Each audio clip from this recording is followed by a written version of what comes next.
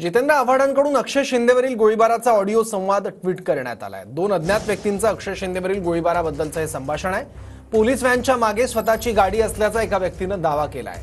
गोळीबाराचे 3 round ऐकल्याचा audio क्लिपमधील व्यक्तीचा दावा आहे। TV9 मराठी या ऑडिओ क्लिपची कुठलीही पुष्टी करत नाही।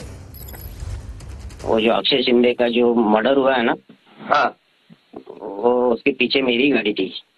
अच्छा, मेरी फट गई तो मैं बाद में फिर कुछ नहीं कर पाया। मैं बोला आपको बोलता हूँ, फिर बाद में बोलो कुछ गलत मैसेज ना चला जाए, मेरे पीछे लग जाएंगे। अच्छा, तो वीडियो था क्या आपके पास? नहीं, वीडियो तो नहीं था। मैं और मेरा साला हम रैली में जा रहे थे। अब हाँ। मुमरा का पहाड़ चढ़ते हैं ना, हाँ, तो अपने पीछे वो आगे मतलब पीछे से ओवरटेक करके आई थी उनकी वैन।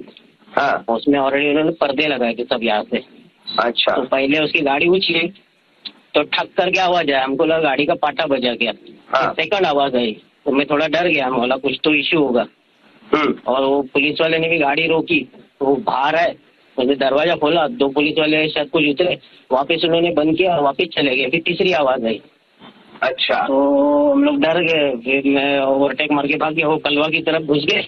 हाँ, और हम लोग अपने टी जंक्शन की तरफ चले गए। पहले ऐसा लगा कि गाड़ी का पाटा बजा गया, गाड़ी उछलती है ना, हाँ, हाँ, ठक करके फिर सेकंड ठक करके एंड देन फिर तीसरा ठक, और गाड़ी को सब पर्दे लगाए थे। मेरा साला भी डर गया, बोले भाईजान चलो यहाँ से। अभी मोबाइल वोबाइल अपना चालू नहीं था, हम तो बस रैली में जा रहे थे, तो बोला सुकून से चलो चुपचाप।